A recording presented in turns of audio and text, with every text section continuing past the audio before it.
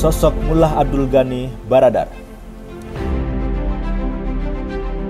Pimpinan Taliban Mullah Abdul Ghani Baradar tiba di Afghanistan pada Selasa 17 Agustus 2021 setelah 20 tahun dalam pengasingan.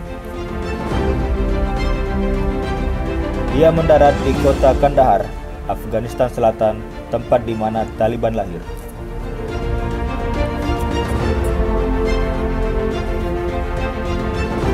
Dikutip dari AP News, Baradar disambut oleh simpatisan saat turun dari pesawat pemerintahan Qatar. Baradar merupakan satu dari 4 orang yang mendirikan Taliban pada tahun 1994. Dilansir Hindustan Times, Baradar lahir pada tahun 1968 di Provinsi Uruzgan.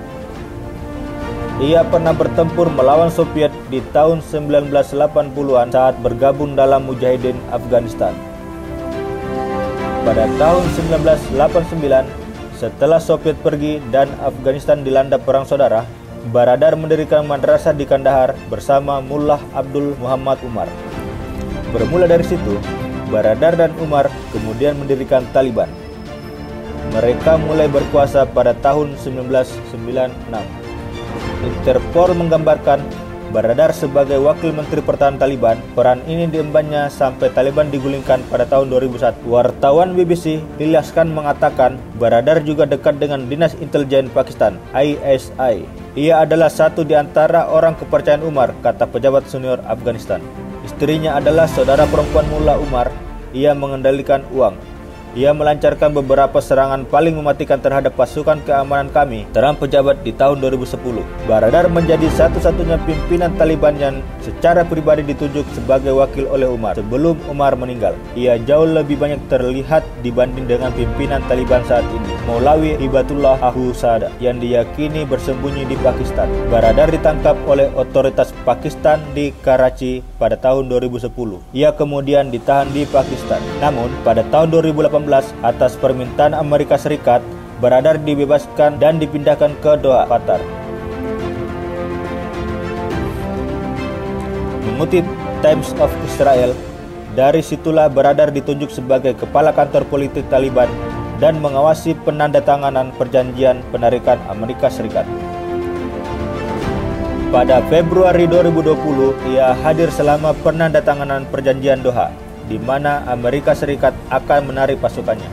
Sebagai imbalannya, Taliban berjanji untuk tidak membiarkan ekstremisme menggunakan Afghanistan sebagai pangkalan untuk menyerang Amerika Serikat atau sekutunya. Pernah datang ke Indonesia. Pada tahun 2019 lalu, Baradar pernah datang ke Jakarta, Indonesia. Kedatangan Baradar saat itu diumumkan oleh juru bicara Taliban, Zabihullah Mujahid.